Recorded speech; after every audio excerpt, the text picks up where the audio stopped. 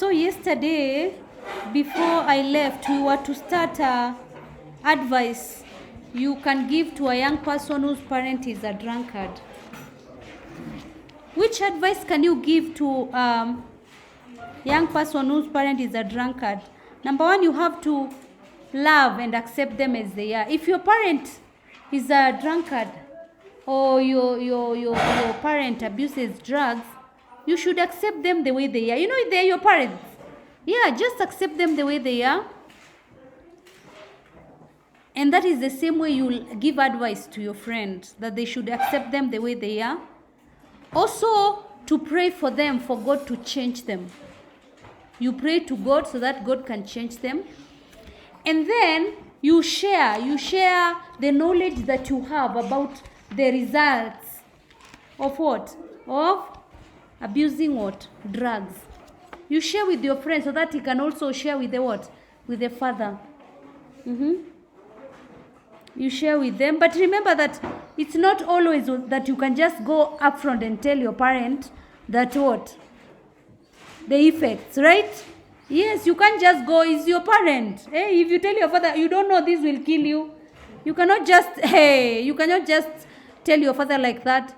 But if you yourself or your friend that you're trying to tell the effects, you tell them so that they can be prepared, right? So that they cannot be shocked, so that they can be able to deal with them. Also, you request a church minister or priest. Yes? To tell the what? To tell the parent about the what? The dangers of taking what? Taking alcohol. Especially if your parent is prayerful or he goes to church, you can request the priest. You can also request the pastor. Or you can request anyone who your parent can listen to. It's not only fathers who drink, right? Even mothers can be drunkards. We cannot be only on one side. So you have to find someone, and here in Christianity we talk about the pastor, the minister, or the priest to go and talk to the parent. Also, you can also read to your friend the relevant Bible verses explaining the meaning or the dangers of engaging in what? In alcohol abuse. Also, you encourage the parents to attend church and to be prayed for. You know, if a parent is a drunkard, most of the time he might not be coming to what? For service or for mass. So make sure if it's your parent or you, when you're advising your friend, you tell him or her to encourage the parent to go to what? To church, to go for fellowship.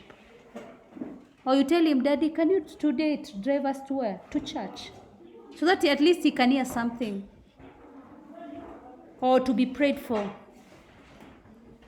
Also, you can ask the parents' age mate who are not drunkards to explain the dangers of drinking to your father.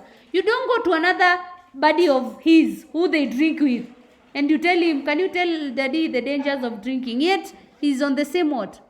On the same boat. He can't do that. So you have to look at the age mate who is not also a drunkard, so that he can explain the dangers of drinking. We're just saying it's a tricky situation. Ways in which alcoholism can lead to family breakdown. It can lead to a family dissolution or breaking down totally, because number one, due to the alcoholism, it leads to what? Quarrels. Maybe the parent or the person who's in alcoholic is squandering the family what? The family resources. Also, there is a lot of expenditure on family resources leading to loss of material support for the family. It can also cause misunderstanding or mistrust. It can cause mistrust because you will always want to hide something. You want to hide the money that you're going to use for what? Yes, to drink. So there are a lot of misunderstandings. And also a lot of misunderstandings crop up because most of the time you're not what? Sober to handle the situations. You tend to be, those people who are drunkards, they tend to be very fragile. They're very emotional. Something small, they start just caning you or hitting you. Also, it may lead to unfaithfulness in the family. Because if you're completely drunk or you're usually addicted to alcohol, yes, it is very easy for you to be unfaithful. Because I told you the decisions that you're making are not what? Are not sane. They are not good decisions. So you can be unfaithful to your partner. Also, there is strain in family relationships. Yes. Whereby, and a good example also is that story I was telling you that you'll read in Swahili, whereby the drunkard went to the funeral. To the funeral of the what? Of the nephew. Is it the nephew or the niece who was being what? Who was being buried. And he caused drama there. He was talking and shouting and abusing people. So that may lead to strain in family relationship. There is also inability to work and loss of job, because you cannot be able to work in such a condition. There is also, it may lead to a loss of job, because if you're in the finance department, you're the one who pays the other workers. You may use the company's money to do what? To drink. And this can easily lead you to losing your job. Also, your children lack parental love and parental care. If you are addicted to alcohol, most of the time you are doing what? You're drinking. You do not even know what is happening with your children. If you are a mother, you don't even know whether your children are eating daily or who is taking care of them. You tend to find that in those homes where the parents are alcoholics, the children are the ones who are taking care of themselves. Some of them are at the mercy of the neighbors even. They take care of themselves, they even end up taking care of the what? Of the parents. So there is that loss of parental love. It also makes the person to be retarded, not to grow physically. The physical development of the person is what? Affected. You know, physical, we are not only physical, you know, mental. Your thinking will be backward. It will be backward because there is no growth due to the drinking, because it affects the what? The mental system. Because every time, you know, a drug alters your what? Your chemistry, your brain chemistry, right? So there is no growth. Also, there is failure by alcoholic person to give conjugal rights to the partner, causing frustrations and bitterness. And I told you some of the illicit drugs that people take, they affect the conjugal areas, the private parts, and you cannot be able to do what? To fulfill your obligation when you're a parent. I'm not talking about now. When you're a parent. So things that you might be doing now might affect you later in what? In future, when you did them. And that is now becoming a very huge problem in the society today. If you see the pharmaceutical industry making a lot of money with the blue pill, that causes a lot of what? Problems. Because most people are dying because of the pill. If you take it, and it affects usually the heart, the pumping of the what? The blood. You know, when you take, people should explain you about the blue. It's called Viagra, right? When you take it, it's not only Viagra. There are many of them. When you take it, you know, it enables it's because your heart is not pumping the blood the way it is. Because the blood is supposed to be pumped at a high rate so that it can go to your penis. You've learned that whatever biology, right? So that you can be able to get an erection. So now, if you do it and you're not strong enough, you cannot even withstand. It is not even prescribed by the doctor. That is why people die instantly. You hear someone died of a heart attack, is because of it.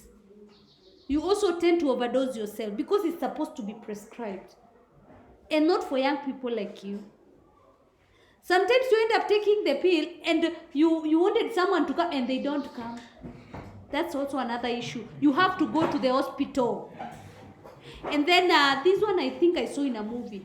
They take the syringe, yes, and they remove the blood on your genital area.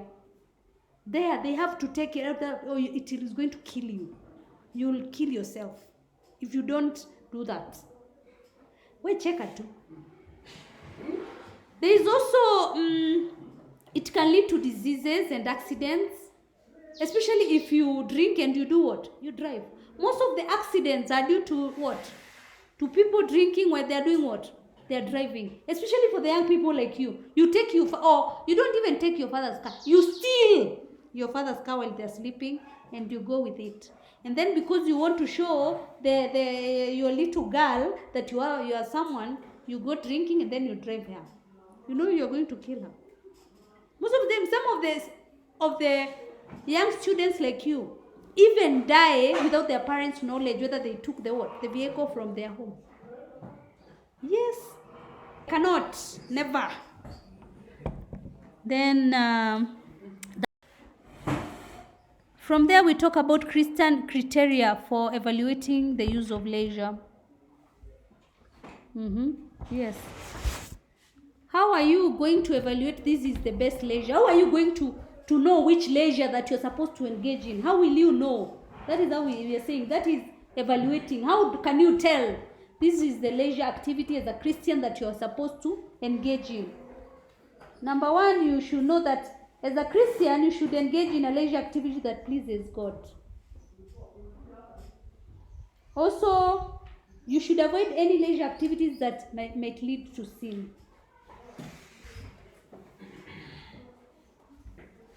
Engage in also leisure activities that serve other people. They serve the community. For example, serving the community is whereby you help the poor, or you go to clean the what? You clean the compound. You're helping the community. You also avoid leisure activities that lead to what? To addiction. Any leisure activity that's going to lead to addiction, leave it. And you should not also engage in any leisure activity that is harmful to a human being, whether it's yourself or another person. Any leisure activity that is going to put you at risk, you're not supposed to engage in. For example, rugby. You're also putting yourself on a risk. Boxing. Very risky. People usually knock down and they die, right? Yes. That is the leisure. So, when you're evaluating the leisure that you're going to engage yourself in, make sure you put that forth.